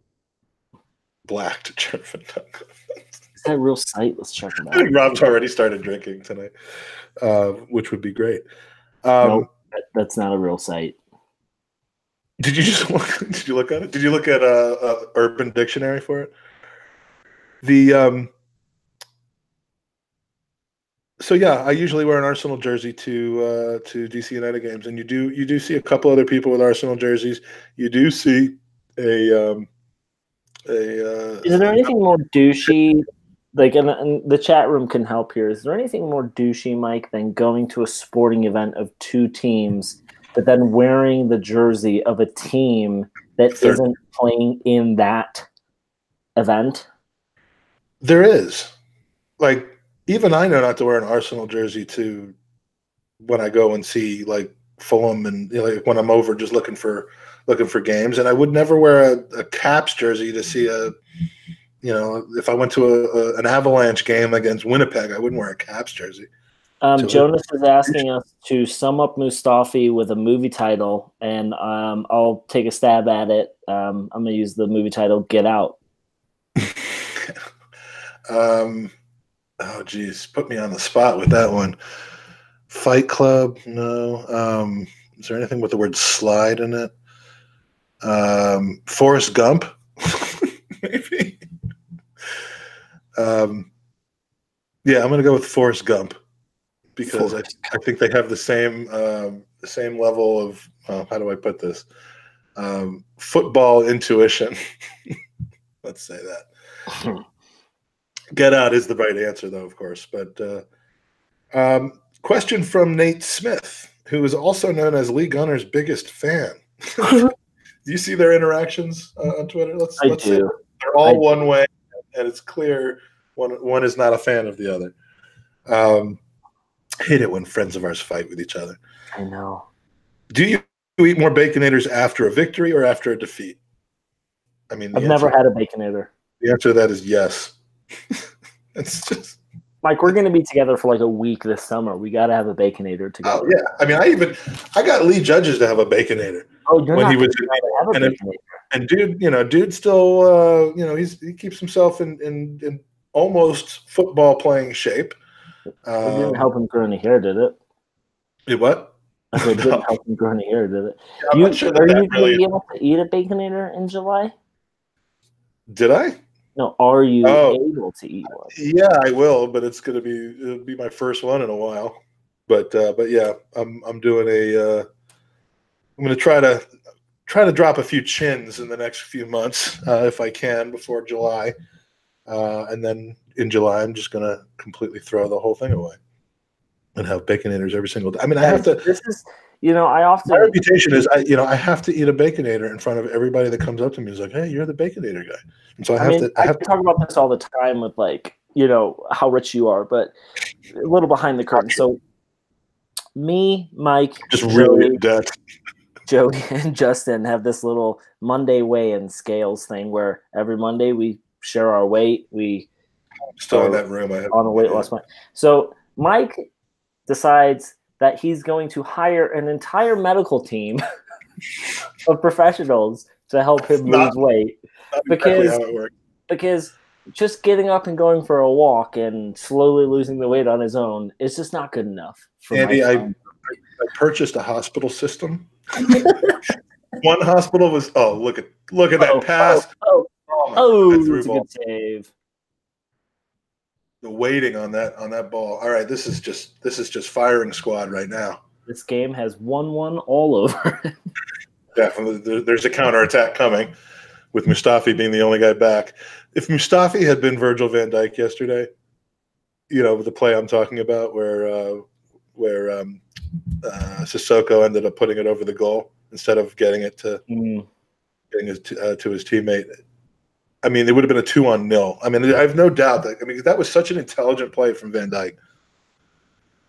But journalists. Anywho, so yeah, the Baconator thing is it'll happen in July. We'll have to do that. So there's 20 minutes left. We're almost out of material, so we'll open it up for user questions in the chat room or comments, anything like that. Have you ever gone to, from Matt Walker, an away fixture but sat in the other team's section? That's a great question because, and sometimes, I have been working with friends of mine go over to England, Arsenal fans, not as looped into how the ticketing works and all that, and we're asking for me to help with tickets and. For an away game like Watford coming up, for example, and it is very difficult. I mean, you do have to know people, and you have to know people who you haven't gotten in like massive arguments with, and therefore you don't really want to rely on anymore to get you tickets. So, is it better, Andy, to go to the game but have to pretty much sublimate your emotions and not wear your gear? They're not wearing the gear, I think, is totally fine. But I went to Upton Park about 3 years ago. No, longer than that, 4 or 5 years ago. And there was a group of 10 of us going. And we sat in the West. Well, we were in the West Ham supporters. And when Podolski scored the equalizer, I shot up like a cannon. And it was. This is at Upton Park, not at the new. Oh yeah, it was at Upton Park. It was the last season at Upton Park. I shot up like a cannon, and I was getting dragged down by my friends who were West Ham supporters, my brother-in-law, my dad. I mean, it was, and at that point, I didn't care. What I come to find out, Mike, is that we saw people wearing Arsenal kits that were in the West Ham section. It was a family of them. They had no clue. So they must have been American or from somewhere, and they were totally fine. So Matt we went to one of those clubs after, where it was like a workman's club, where it's like back in the day, it's where members would go that worked for certain like blue collar area, and it clearly says on the door, no away support allowed. We came in to meet up with a friend of mine's entire family, and his brother-in-law Neil stood up and pointed and yelled, "Who's letting the Gooners in?" And everyone turned and looked at our big family walking in. It was so embarrassing, but people don't care. I think if you're in Tottenham or if you're United City, it's a big deal. But honestly, I've done it. You're not getting away where you're not getting into the Tollington wearing No, an you're away not. team. You're not. But I remember a couple But years you ago. can certainly get into the Emirates doing it. I mean, what was Yeah, it, Cologne? I was gonna say when I went to the Emirates 2 or 3 years ago to see them play City, we walked into our section where the City supporters were walking in, and there were maybe 2 police officers. I mean, it was just kind of like another day of football, you know? So I think there's just certain teams where you can get away with it a little bit easier because there's not really a rival between City and Arsenal, you know? And so the clubs know that and they say, hey, we don't need as much security going into these. So Everton is the specific place that Matt's going, and I trying to think back. I was at Goodison Park, as a neutral in the Everton section last year, and it didn't strike me as being particularly dangerous or high edged. Yeah, I think it'll be It fine. wasn't exactly like a Liverpool derby. I would, just to make it easier, I probably wouldn't wear Arsenal colors. I wouldn't wear colors, no, but everyone says a trip to Liverpool is a pretty fun day out for an away support, so you'll be good. Yeah. So thank you for that question, Matt. Rob brings up the time where one of our friends was supposed to join us at a DC United game against our rival, the New York Red Bull, back in the day when Henry was playing for them, and he walks in with his Arsenal Henry jersey, or was it? I don't know if it was an Henry jersey, it was an Arsenal jersey, and had so many beers by that point that we were just calling him the whole day, like, where the hell are you? And he met us after the game. He sat with the away fans, with the New York, because they saw the Arsenal jersey. They started talking about Thierry Henry, and this guy just sat with the Red Bull fans the whole time, and not with us. So that's Rio for you. I've actually gone to the Highbury, Mike, and sat in the away section to watch Arsenal play. At Highbury? Yeah. It was back. Jesus. Why do you have to do that for? Just before you became an Arsenal fan? Is there anything you need to tell us? Yeah.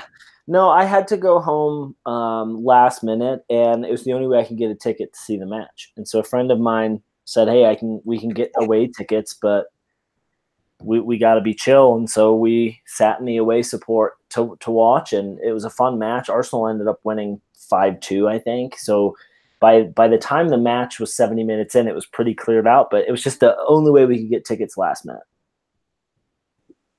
So you got to do what you got to do. Yeah. Just be aware. It's not as bad as the time when Joey and I went to Millwall. Joey loves the local experience. He goes and puts on a hat, or buys a hat, the No One Likes Us hat with like the Union Jack on it. And and so he's all hard, he's Millwall through and through that day. And I think he had just gotten into town, so he was like 25 hours without sleep. And we're in the Millwall section, and halfway through he starts cheering for Sunderland. Like, he forgets where he is, what he's wearing, which team he's supposed to be rooting for, and he starts cheering for Sunderland. I'm like, dude, you're gonna get us killed. Yeah, that's the one place. But it's not even that he was wearing the other team's colors. It was that he was wearing the home colors and rooting for the other team, which is, I think, doubly as bad. So, Mike, at this stage of the season, and we're not sure how this game pans out, but we should certainly be up by more than one goal in this game. We should, and people in the chat room definitely. And we're going to finish in the running for top 4. I had said at the beginning of the season, my expectation was that under Emery, we compete. And I had made a kind of comment, hey, this year I don't think we're going to compete for title, but I want to compete for top 4. We're in that mode right now. So are you over, what are your thoughts on where we are right now, knowing that, hey, after today we could be in 3rd place? Well, I think we've done better than I expected, but the dynamic of what this year was about, I think, has been pretty much according to what I thought it would be, which is more tinkering than you might want to see, but you have to kind of see who we have. I think we saw 5 or 6 players who were on the brink of people saying they weren't good enough, and including Hector Bellerin, last year, who we needed to see under different coaching, under different stature, with more training, more positional coaching, presumably. Will these players come good, or are they just going to show that they're not Arsenal quality? And through the season, I think we're starting to see that separation. We saw Holding for until he got hurt, showing that he wasn't just a good player at the beginning, but he was actually a growing good player. We saw Bellerin regain most of his form, and I just can only hope that he is able to regain it again after a second major injury. But we've seen those players grow into people who I can see on this team next year. We've seen guys like Mustafi grow out of being players that I think belong on this team, and that reveals itself as well. So I think we are well set to figure out who over the summer should be staying and who should be cut loose. Well, and I think to echo that, Mike, we also have seen him buy players who fit in immediately and he trusts to utilize. So Guendouzi. Dennis is excited about something. And here it is. Nice. Yes. Goal by Lacazette. 2-0. Because posting the dots isn't a spoiler. I don't. I actually appreciated the warning that something good was coming down the pike. Yeah. All right, finally putting this game away. Yeah, but no, Mike. Just to echo what I was just saying, we're also seeing him buy players and have an input into, the Guendouzi, Leno and Torreira signings of, hey, I'm going to buy players who are going to fit in right away. And that I'm also excited about too. So to echo your point, we're seeing him grow the players that need to be grown. We're seeing the players get better. There are players who are remaining stale. I don't think he'll keep them. But what better choice than Mustafi do we have at this point, And so I'm really excited about where he could take this club. And if rumors... that's not. We just got to grab the titty. By the way, that goal, second goal, both goals. The man who finished it also started it with just like a no look little chip, and then a great run into the box. And now we can bring on a guy like Mkhitaryan, who has been in form lately, for Ozil to see this one off. I mean, we're miles away ahead of where I thought we'd be at this point. Same. And the other things that we have begun to repair are just the systemic breakdowns that we had of play away from home, play against the top six. We don't look scared to play a top six team anymore. And those last 4 or 5 years we did. Other than the occasional game, the Chelsea game a couple seasons ago, the Tottenham game that we won 2-0. I mean, we have just come out and look like we're not mentally prepared to play these teams, even at Emirates. And this season, for the most part, other than a couple of bad games away from home, like the Liverpool one, I think we've looked like a team who feels like we should be competing with those teams. And when you feel like you should be, you can play like you can be. And now we're just rampant. With a good cross from Kolasinac, not connecting with anybody. He's my man. He's my man. Not of the match today, Kolasinac. But we should start trying to figure out who is your man of the match. Let's give it another few minutes so that we don't start talking about man of the match and then it's 2-2 all of a sudden. But yeah, I mean, it's just God. If we can get into Champions League. And I now think, obviously, I think that the league is the easier path than Europa. But if we can get back in,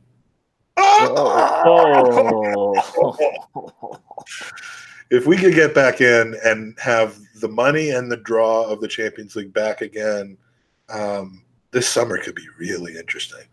Well, it could. And I refuse to believe those stories that we have a £40 million budget. No, because I don't believe the budget is set in those terms anyway. Because it's about wages, not transfer fees. John Cross is a fucking loser who doesn't have anything else better to do with his life except for being a fucking clickbait ass. Oh, that's good. That is. Oh, they're not giving us that, Mike. He just raped the goalie.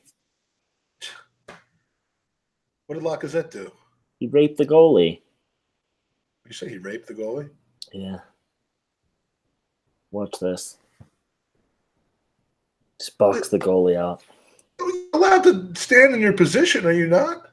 Not with your arms stretched out, blocking the goalie from trying to get the ball. So you're saying it's more like basketball on a free throw when you. I mean, we're all over him. Another goal will be had. Here it. Yeah. I'm going to say it right now. We're going to win this game 6-0. I'm going with 6-0. I don't know about this, man. Look. So when you compare, the goalie should have been in a better position, right? I know you're a goalie fan. But if you're gonna box out the goalie in the 6, you're gonna get called for a foul. So, Mike, let's look at Emery.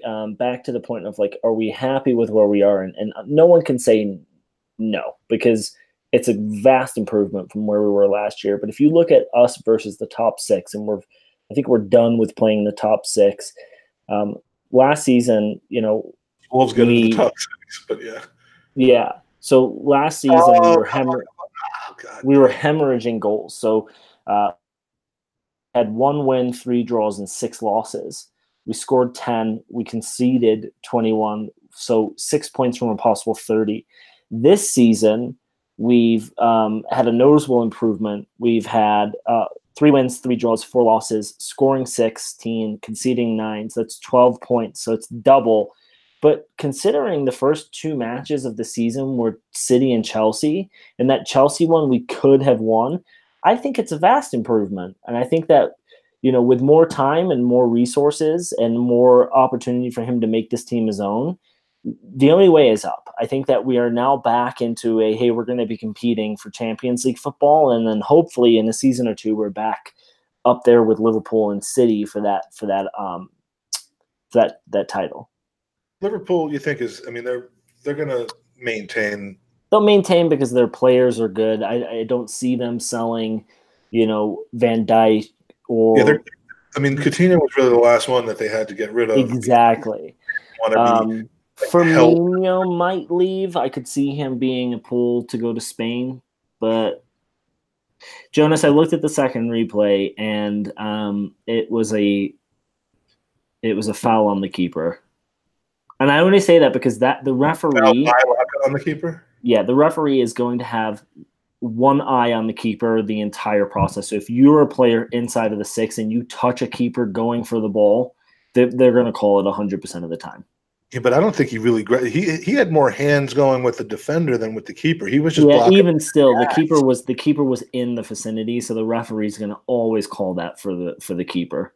You just give the keeper like a fucking chainmail and a helmet, and I mean, come on. It's not like he's a wide receiver in a defenseless position or anything like that. I disagree with you on that. I think that. Well, no, it's the letter of the law, Mike. You can't. My law has different letters in it. LARW. Well, my LAR. So all right. So this one is goal. Lacazette's coming through. Oh, wait. Jonas hasn't overreacted yet, so I don't think we're going to score again in this game. He's on to next week's game. He's already watching the first half of the Everton game. But he's already watching the Everton. All right, so oh my God, that could go in. Did you see that? Oh, that would have been the greatest goal of all time. All right, so this one's in the bag. I think we can say. I don't know why that gets a beep, but.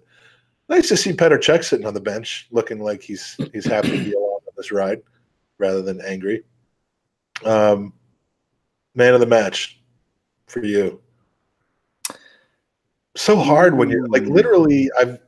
This is the most distracted I've been watching a game in a while, where I haven't been drinking, and I'm not sure I'm qualified to say who the man of the match is. But I'm going to say Lacazette. I think he's been. Involved, he's got a goal. He's been troublesome. So yeah, I'll give it to him, or maybe I'll give it to him or Rambo. Oh shit! I Feinberg fucked it up almost. I knew. All right, I shouldn't have mentioned that before the end of the 94 minutes. But what do you think about Guendouzi? He's young. He makes a lot of mistakes. But today, he needs a haircut. He's been pretty active. I think he's played a part in both goals, a very early part, but I don't know if that's man of the match quality per se. Then I'd probably have to go with Lacazette as well. Ozil I think played well today. Yeah, Ozil had a good game. I mean, the whole team played well. It's just nice to get a clean sheet and not have Leno be the man of the match. Like, not have to have him be the man of the match. He really faced almost no. Leno has literally touched the ball. This right now, I think, is the first time he's touched the ball in the game. He had that one save in the first half. Out of the thing. Is this a dead ball, I hope? Because he's like walking right out of the box holding the hand. He's just going to walk it down and kick it into the other goal. And then he's going to look at Taylor and just give him the middle finger. Wow, that was a group of very attractive Newcastleians.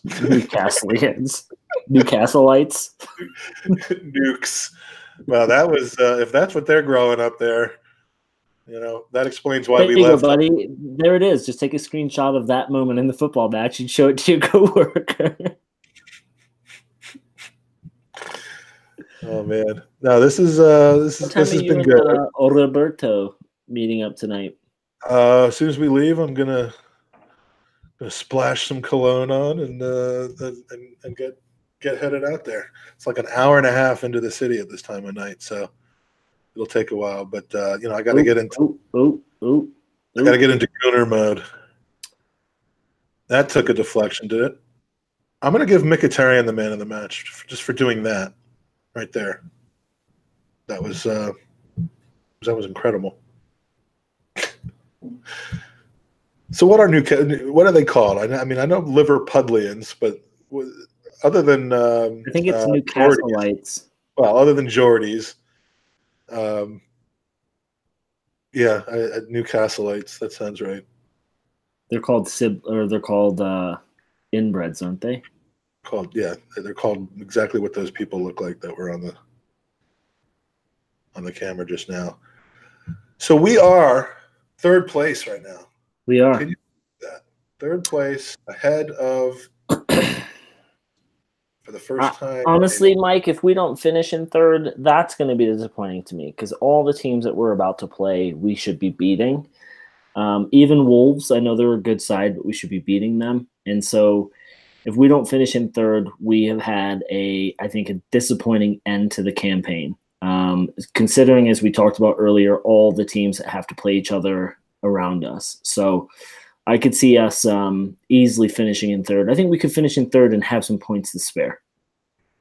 I'm actually trying to look up how many points out of second we are. Like, that's like the mentality. Like, you know what? We could actually do this. I don't think that's realistic, though. Jonas is saying that they've scored and it's 2-1. I think he's a god. I think he's a goddamn liar. God, you are a goddamn Belgian liar, my friend.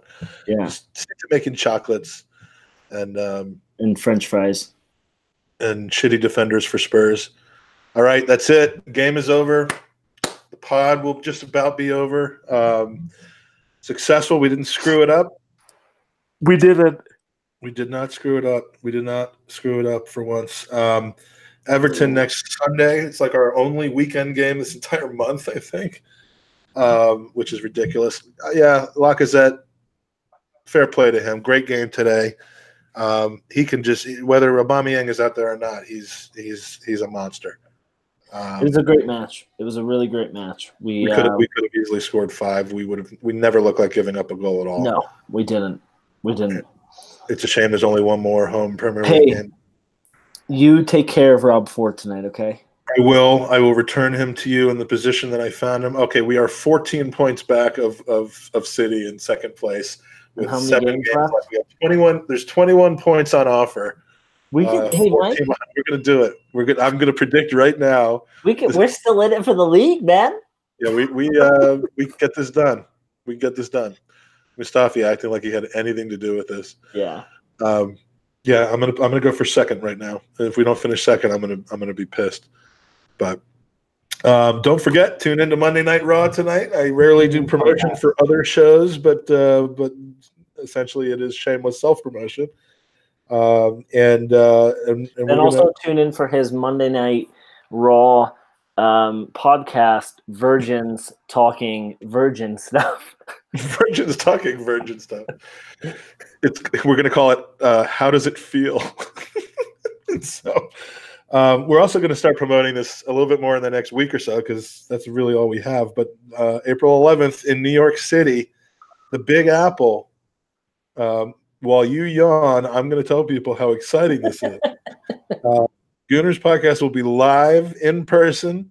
At least half of us will be doing a live show from O'Hanlon's on 14th Street, Manhattan, directly after the Arsenal-Napoli game ends. So I will be joined. It's not easy to replace you, Andy, but I think I've done it. Drew and Tom. The hundreds of fans that Tom's going to bring. Yeah. I mean, I'm just hoping to suckle off the teat of his fan base. I just wonder how you're going to survive whenever Canton goes anywhere, it's like when the Beatles arrived in America. Well, you know how when you get to jail, supposedly you're supposed to find the biggest guy you can and just punch him in the face so that you show that you're not scared. Right as the pod begins, I'm just going to spill a whole 6-pack of beer on him and show the crowd who the boss is. Do it.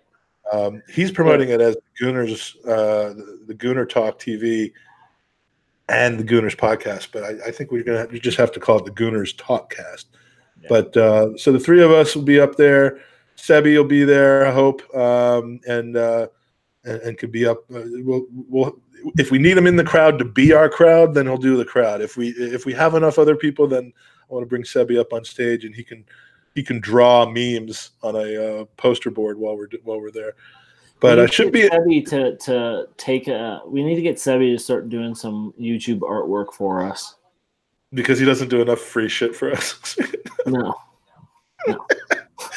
No, we love you, Sebi. If you're in the area, head down to watch the game with the New York City Arsenal. Stay afterwards for some drinks and a catastrophic attempt at a podcast. And that's it. 2-0. And thoughts and prayers to Matt Walker. I didn't quite see why, maybe for going to Everton as an Arsenal supporter. Rob, I'll see you in a few minutes. And Jonas, appreciate the updates on the game, the well-timed updates on the game. The rest of the chat, have a wonderful week, and we will see you after the Everton game. Come on, you Gooners.